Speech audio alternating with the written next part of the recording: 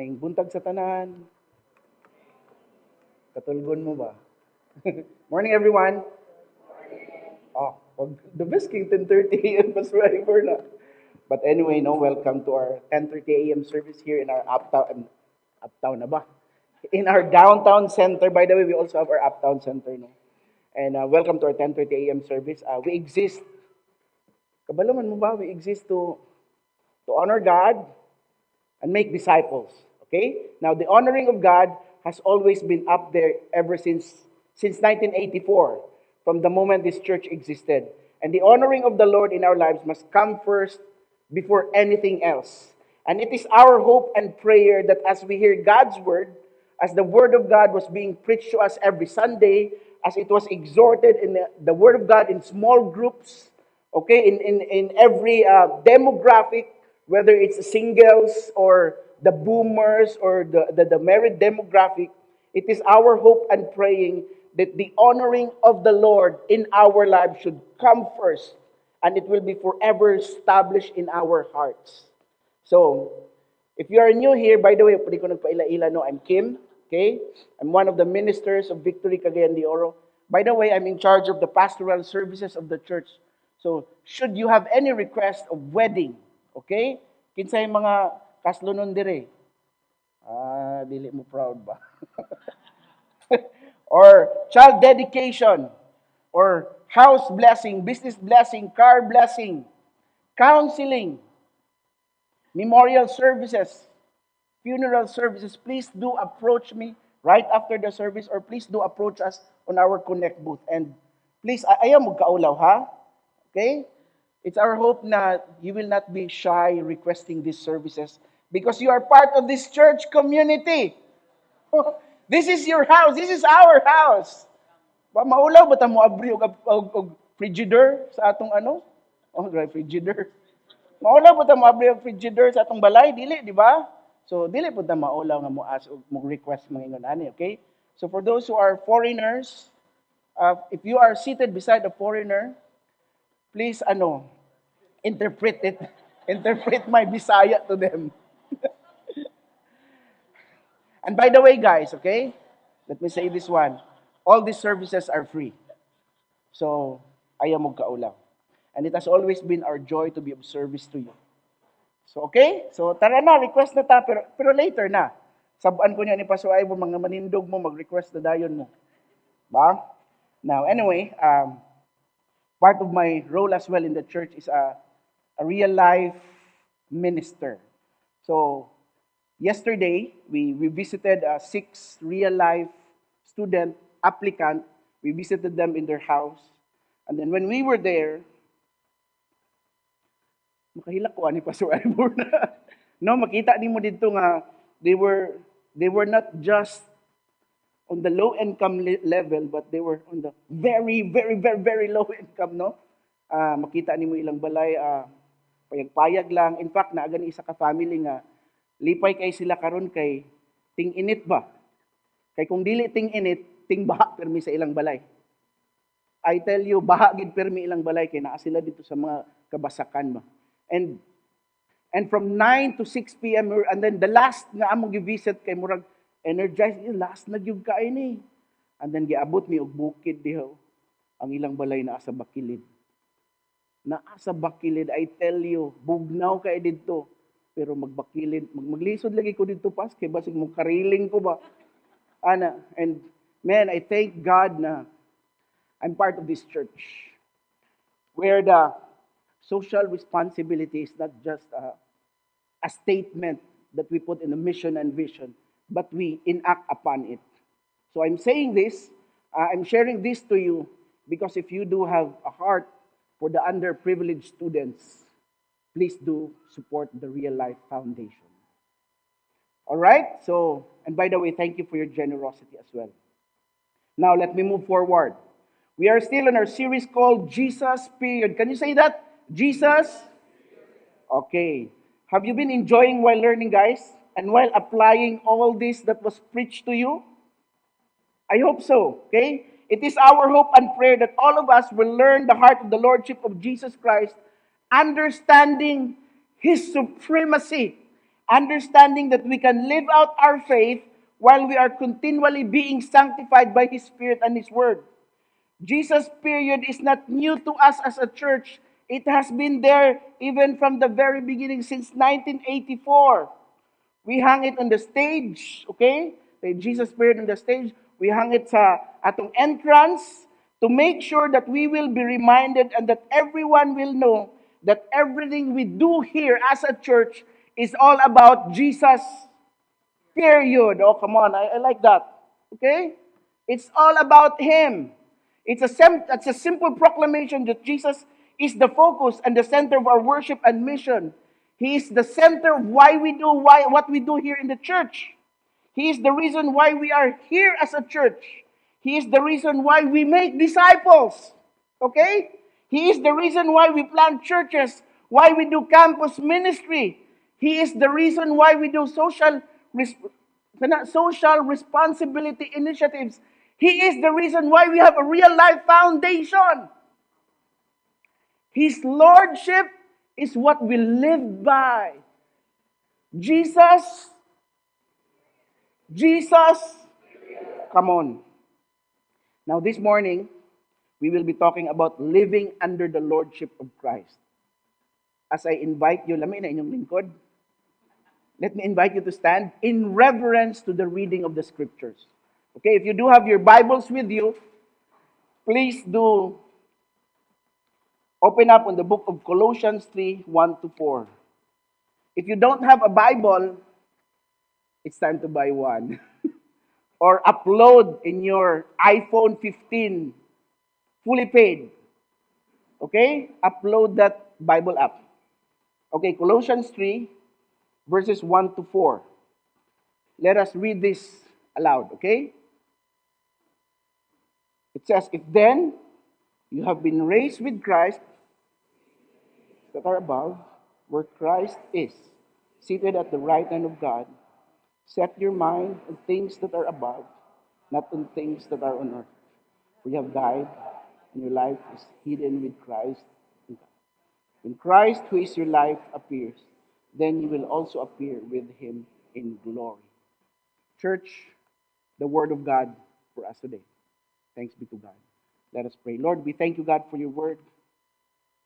God, I pray that as a church community, as we unpack your Word, as we study your Word, I pray, God, that there will be fresh revelation of your Word today in your people. God, I pray that as we receive you as Lord, Master, and Savior, God, it will be evident the life, the death, and resurrection of Jesus Christ should be evident, Lord, in our lives as we deal with our families, with our workmates, with all the people, God, around us. Bless your people today as we receive your word in Jesus' name.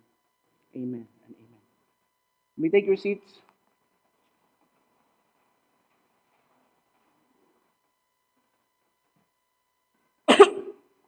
For the past 2 weeks, we have learned a lot about the church of Colossae. Okay?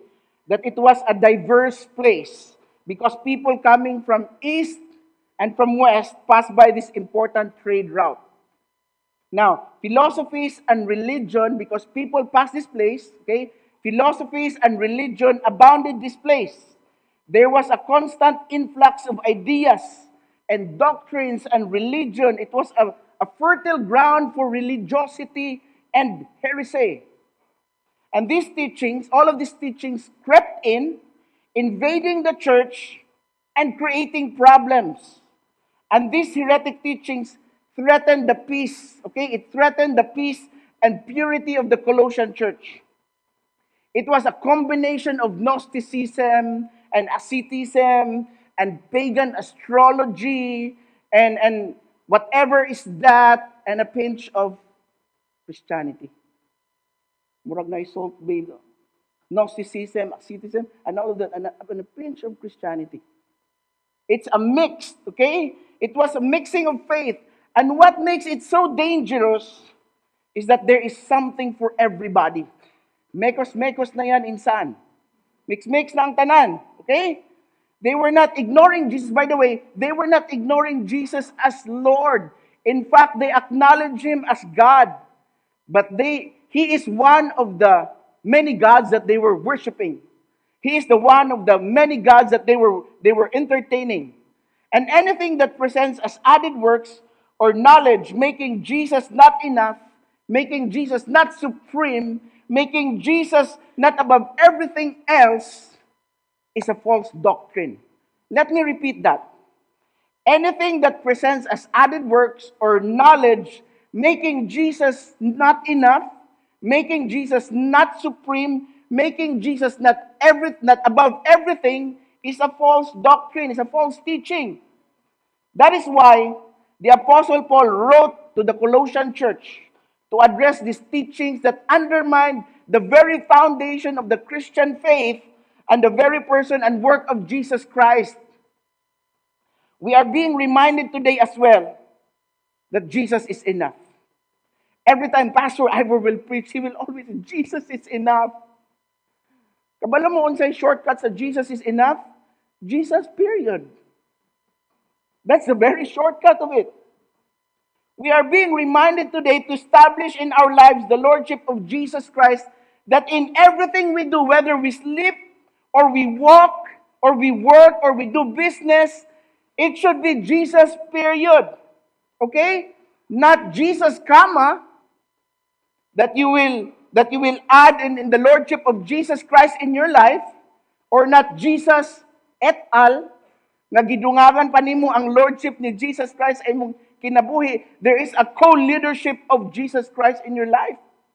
No, imagine pagsulod nimo sa victory, nakita nimo dito, Jesus, yun ay kama. Pwede pa siguro, Pastor Ivor, nga kanang nasayop lang ba? Pero pag musulod na kapag anak nimo, Jesus et al. Uy, ay sa ha? Anong nanamo ni et al? Listen na kayo, guys. Okay? Jesus, period, is exalting that He is the image of the invisible God, the firstborn of all creation. All things were created by Him. Visible and invisible were created through Him and for Him. He is before all things, and in Him all things held together. He is the head of the church. He is the beginning, the firstborn from the dead, that He might be preeminent in everything.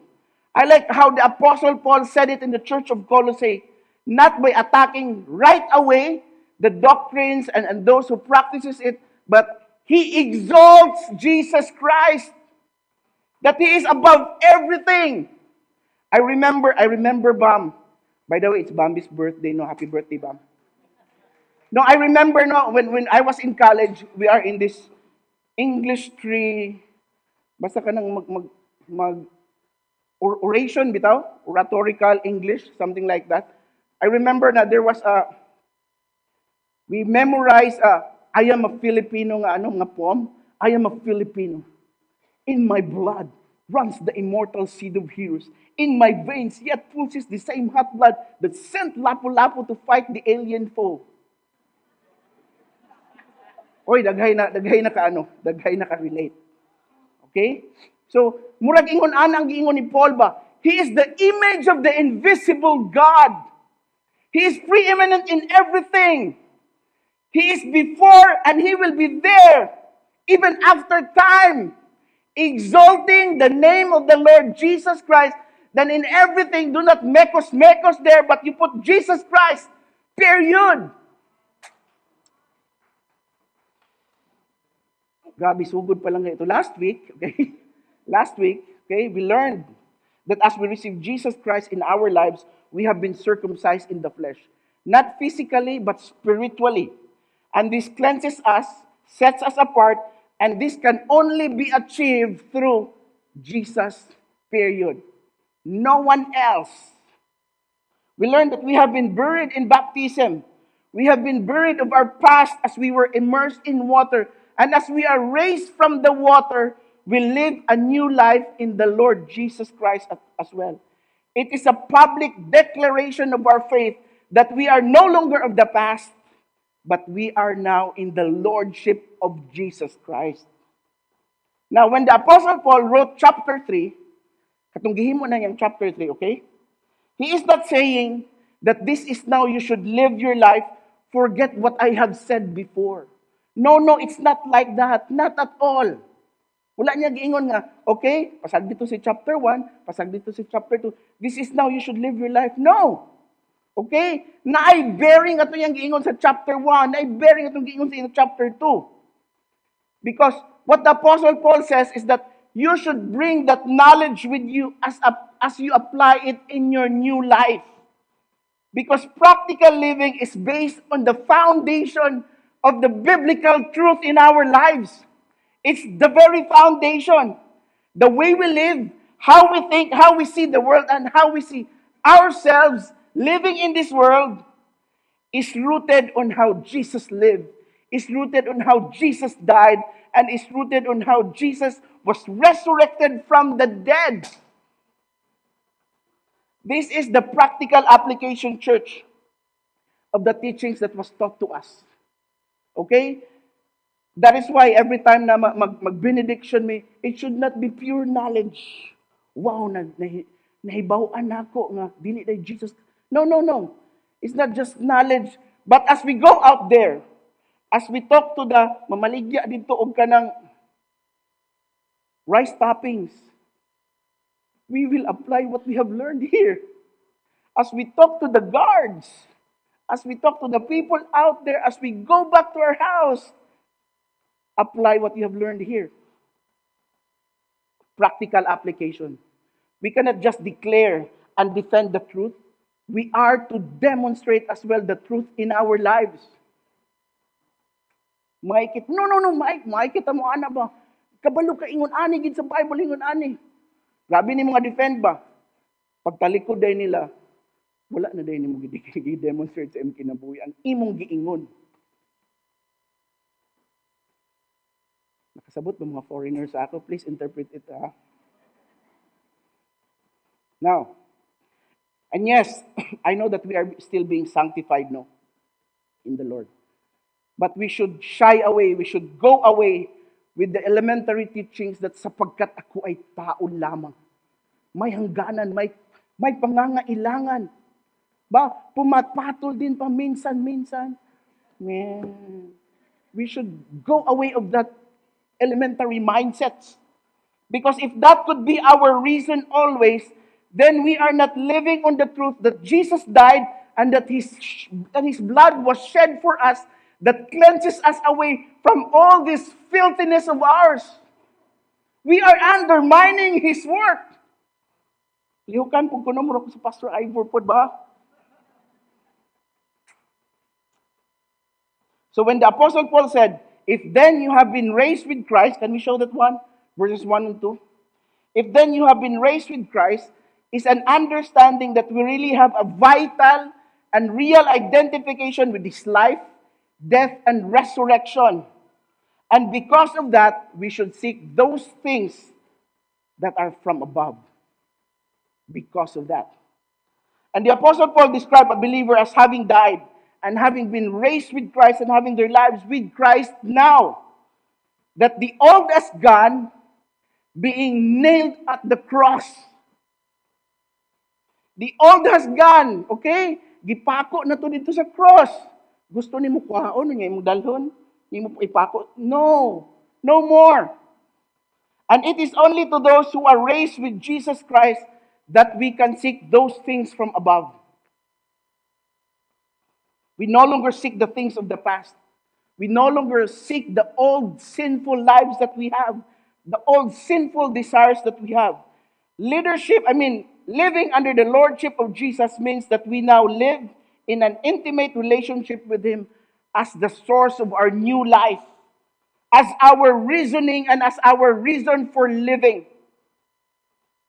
And church, appropriate behavior as a believer has to be evident in our lives, not to the point of performance, but on setting our minds that my past has been nailed on the cross.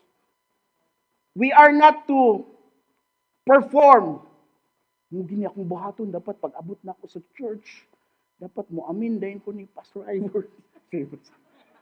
Dapat mo, good morning, anak, mugin akong himuon. That's performance, guys. Let it be, put it in your mind, set it in your mind, that my past has been nailed on the cross. I am now living a new life in Christ. Now remember, okay, let me say this. Remember that after resurrection, why we should do these things? Because after resurrection, Jesus left the tomb, right? It was an empty tomb, and so should we. We should left as well the old life that we have. We should left as well and do not live in there anymore. Go out of your empty tomb.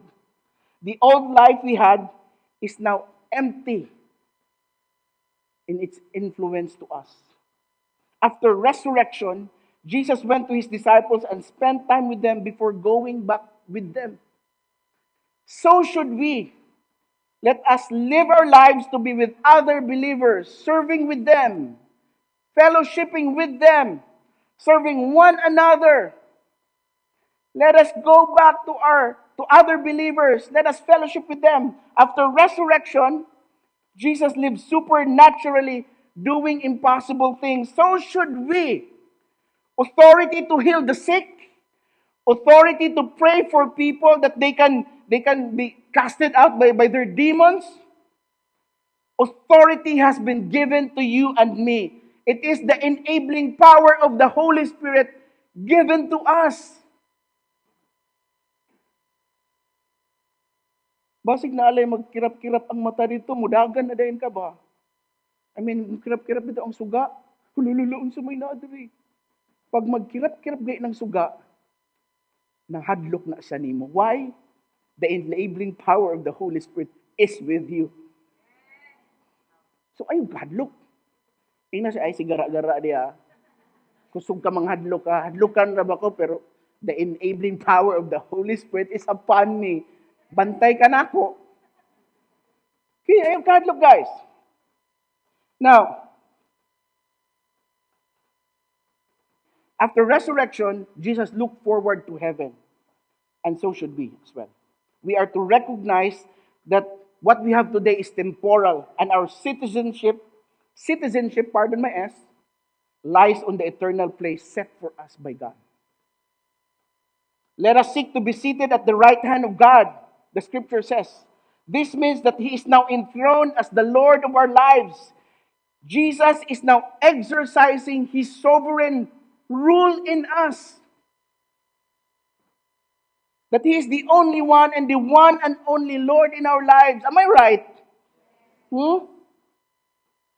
I hope there will be no mekos-mekos in our Pas, butaya lang ko og luto. Pas, 500 million. Ano bang, pas, kanang I believe that, Pastor Ivor, I believe that God will provide. Pero butaya, sa kog luto, pas, basin di ay, pas. If we believe that the Lord will provide for us, then put a period in it. Lord, even if you will not provide for me today, God, you are still my provider. Even if I will not be saved today, God, you are still my Savior.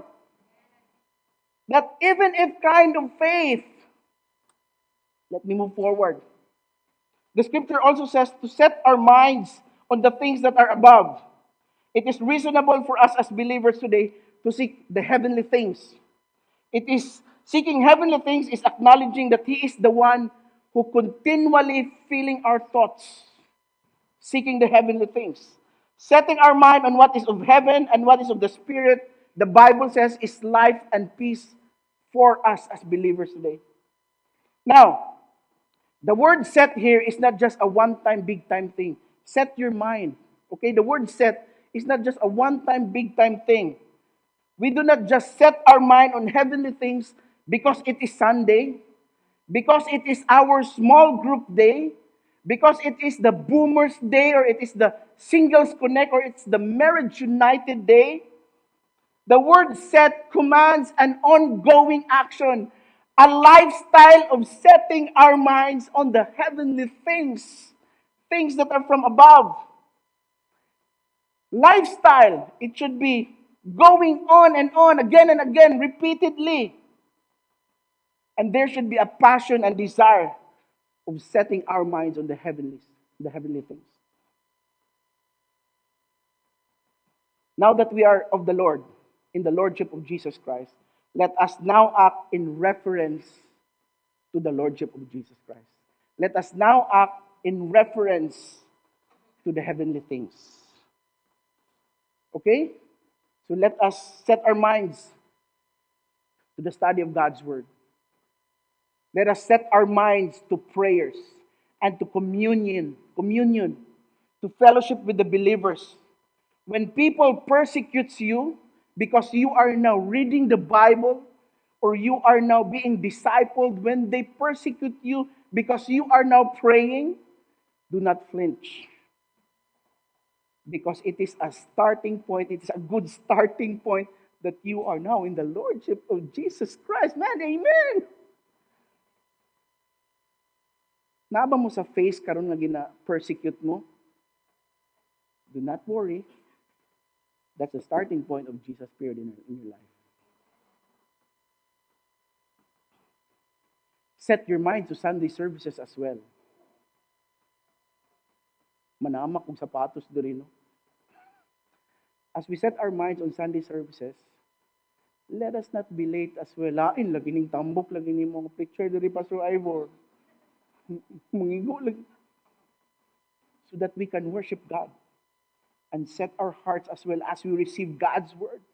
Di ba lami kay mo maminaw og preaching kung pag-abot nimo kay naka-worship ka with all those 3 songs and then napagay worship leader dito nga na, ba? Now anyway, last Sunday, just a bit of a story. I mean, 2 Sundays ago, it was Resurrection Sunday. And then I preached in the Uptown service. And then, usually, magod Pastor Ivor, ako na-observe, basta Resurrection Sunday, adlaw sa pagkabanhaw, gamay lagi ng tao sa morning. Well, kung musturya tag-Uptown, igang pagid sa Uptown, ba, init pag yun, ana. But on Resurrection Sunday, people were flocking in the church. Wow! My first time. And then I uploaded them. And I uploaded the dads in the house for leading their family. Before we will flock on the beaches, because it's Resurrection Sunday, let us go to the church first. Men, dads, you're the best. Leading your family to worship God first on a Resurrection Sunday. Now, let me go back on setting our minds. There are some earthly things that we set our minds today that are earthly. But not all earthly are evil. But if these earthly things replaces the things that are of God, if it replaces the things that are of heavenly, then this might become idols in us. Let us be careful then where to set our minds or our hearts. Verse 3 it says, "For you have died and your life is hidden with Christ in God." Our new life is hidden with Christ in God. We no longer belong to the world, but to Christ. Okay? And the sources of life that we enjoy come only from Jesus, period. Hidden in Christ means security and satisfaction comes only from Him. And no one can snatch us away the joy of our salvation. No one and nothing can separate us from the love of God, nor life, nor death, nor demons or angels. The song says, "No mountain high, no valley deep can ever separate us from the love of Christ, from the love of God, which is in Jesus Christ our Lord." Nothing can separate me. No one can snatch this joy of salvation from me. And because we know the heavenly things to seek and to set, we are now to remove what is negative in us. Verses 5 to 8, it says, "Put to death, therefore, what is earthly in you, sexual immorality, impurity, passion, evil desire, and covetousness, which is idolatry. On account of this, the wrath of God is coming. In this you too once walked when you were living in them, but now you must put them all away: anger, wrath, malice, slander, and obscene talk from your mouth." The word "therefore" is rooted in our vital and real identification of Jesus Christ's life, death, and resurrection. We are to wipe them out. All of those that easily entangles in us the sin. All of those that drags us. All of those that from the past, we are to wipe them out. and completely exterminate them because it is contrary to our identification with Jesus Christ. It is contrary. That's why, church, we are to put to death what is worldly in us. Some people would say, forget about the negative warnings and admonitions. Just tell us the positive. No. These negative warnings and commands grow out of the positive truths. That is why the Apostle Paul said, put to death, therefore. Because no amount of lecturing on how you beautify the garden can ever produce a beautiful garden. You are to get also the weeds. You are to pull out the weeds as well. You are to pull out those who are negative in the garden to make it a beautiful garden. Ba, imong gipansada ang garden pero sagbuton gyapon. You are to pull out the weeds as well. And living a life that is set apart for God means putting to death whatever belongs to our sinful nature, our old sinful nature. We are to run, not just turn our backs, and to no longer engage and interact just as we are no longer interacting to those people who passed away.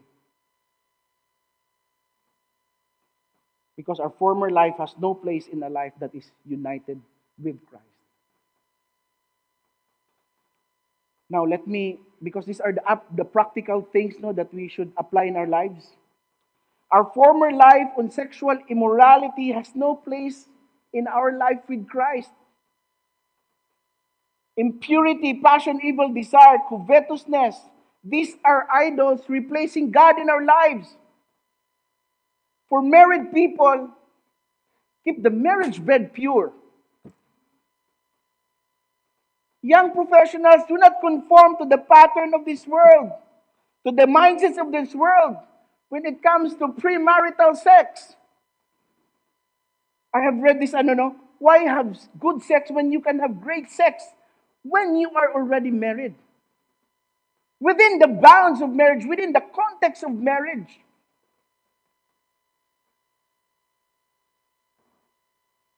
Wait for Miss Right or for Mr. Right. Maybe Right lang gid ang iyang apelyido diha. Put to death as well anger, malice, wrath, slander, and obscene talk from your youth. And this might be little sins. Okay, murag ato lang ning treat nga little sins. But there is no such thing as little sins. That is why the Apostle Paul calls all the believers to a deeper obedience. Therefore, he tells us to bridle our tongue, to tame our tongue, to put a hikot on our tongue.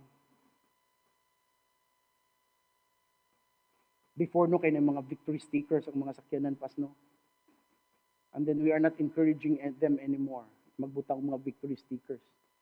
Kay all of us has a handicap when it comes to driving. Nasingitan lang ka. Naserbatuhan lang ka nga walay klaro. Giablihan na din mong bintana.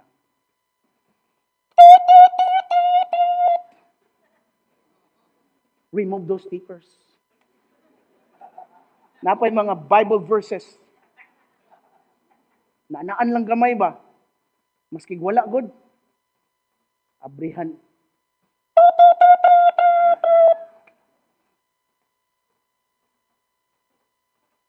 Let us put to death therefore, church, what is of the past. Okay? Let me move forward. We have been born again in the Spirit, and Jesus Christ has reigned in our lives. Remember that. Okay? Who will we identify with? The world or Jesus in us? Now, lastly, to identify ourselves with who we live in this world, we are to put and clothe on the love of Jesus. Verse 12 to 14, put on then as God's chosen ones, holy and beloved, compassionate hearts, kindness, humility, meekness, and patience, bearing with one another, and if one has a complaint against one another, forgiving each other as the Lord has forgiven you, so you also must forgive. And above all things, put on love, which binds everything together in perfect harmony. Put on, put off and put on. Now, allow me to end. Okay, 3 minutes na lang daw po. Time's up na gani. Last week, we were out of town as a family. No? We went to Cebu because my brother's son, a 19-year-old kid, died at the age of 19. So, we decided as a family, pilay budget ya sudart. Tanaw sa pilay plate ani bi. Kay 5 ra ba takabuk madto Cebu. So we decided to go to Cebu. Now, go there so that we can be with my brother and his family and to be with the whole family. Okay, ni adto man pud ako mga igsuon dito. There were 7 of us, but 5 of them nga niabot dito. Okay, ang duha naalanganin. Okay? We were there and then because I am to minister as well to the family. Now, on the last night, the second to the last night, I preached I had this memorial service. And then on the last night, we were enjoying the family, enjoying one another, talking, conversing, and then, taod-taod kay, nigawas na dahil ang, na dahil niabot nga, si tawag ng delivery ganing, na dahil niabot nga, Maxim, yan, na dahil niabot dito nga hard liquor, 1, and 2, and then, kuya, pagig kay sa Cebu, kay napoy San Mig Light dito pas, pero, ang nakabutang kay light through, sa kalitro, abot na dito, so they were drinking. By the way, I'm not drinking, ha? Okay? And then, murag nakahanap po mo ba nga, bantog na tambok ni siya, ha? Okay. I'm not saying that that's bad, but it's a conviction. And it's my hope and prayer that you have that convictions as well. Now, they were getting tipsy, and di ba kung kanang makainom na ka, kay kanang mugawas na ang mga courage bitaw, mo English na kayo diyo, French na, di na magkadimao ba? And then, niabot na din ang topic about God. Was there really a God? Hala ko yun. Si Stenge, is there really a God? Hilom-hilom na ko dito. Who will determine what is right and what is wrong? Do you know that the life come from a single cell and then mutated? Grabe na nga science. Shunto. Ba? Don't you know nga, we were coming from a monkey and then, tanawa do imong katapad. Ay imong katapad, dili mong sugot, oy. Ba? Now, no? You know what? In my mind, I asked the Lord, Lord, luya sa akong pamilya, Lord.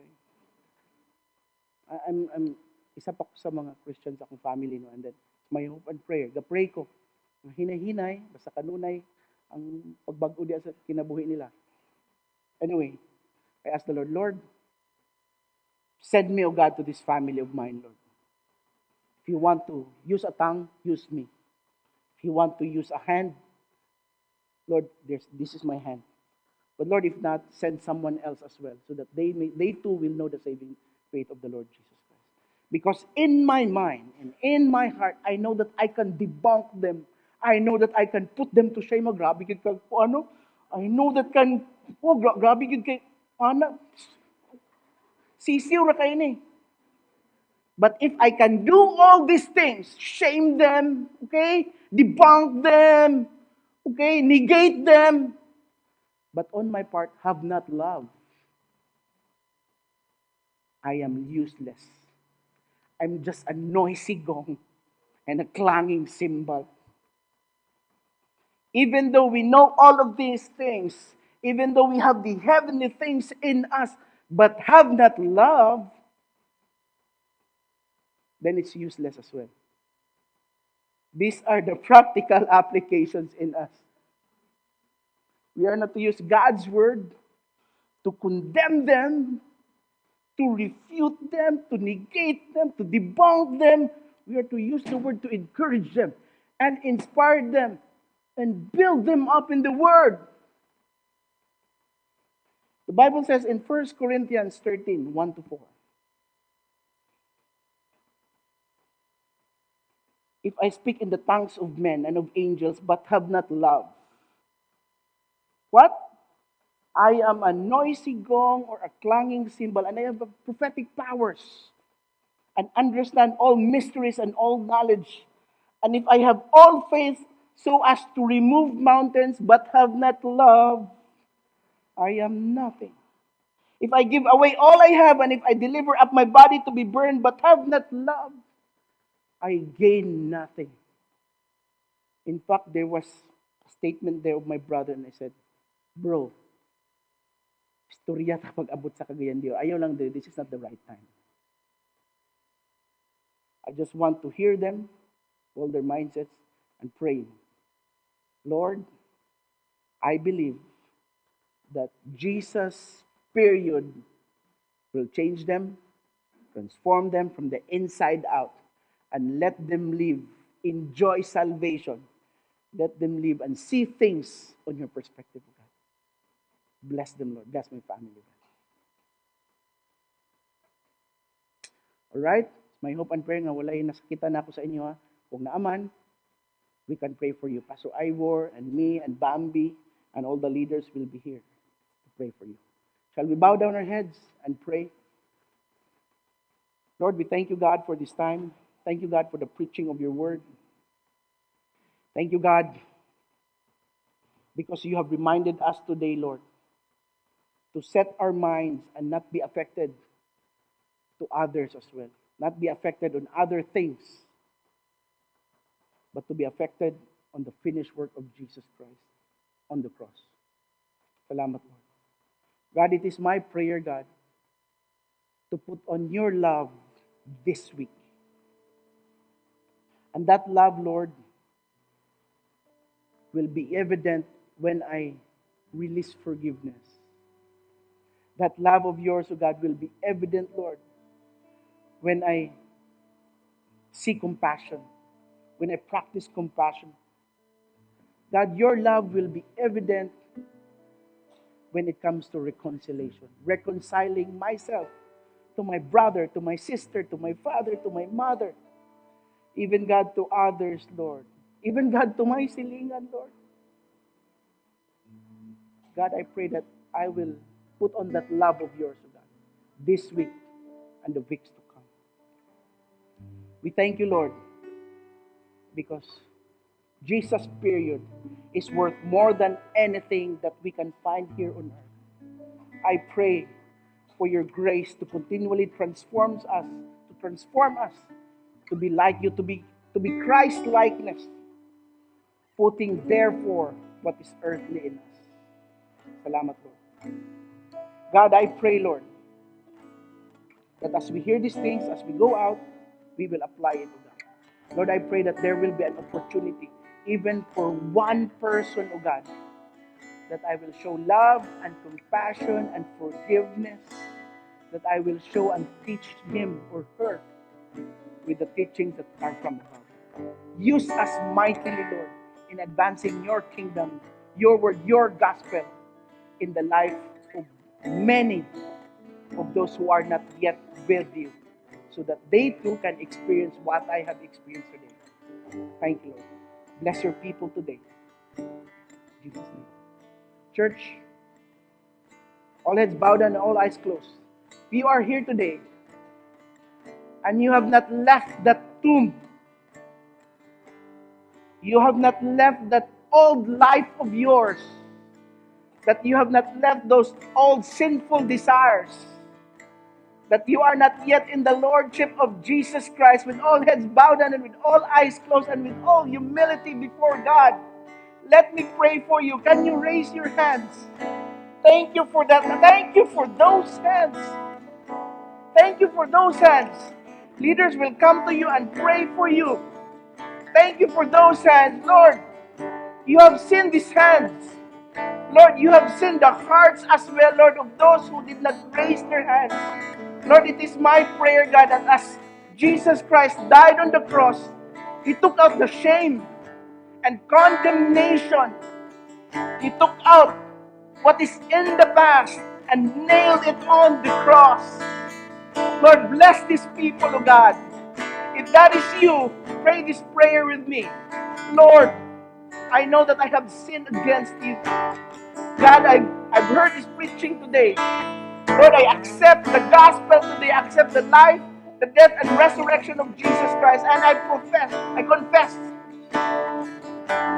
that I have sinned against you. And today I ask forgiveness. And today, Lord, I will accept the Lordship of Jesus Christ in my life. Not just as a Savior, but as a Lord and Master as well. Thank you, God. Bless these people. In Jesus' name. Amen and amen.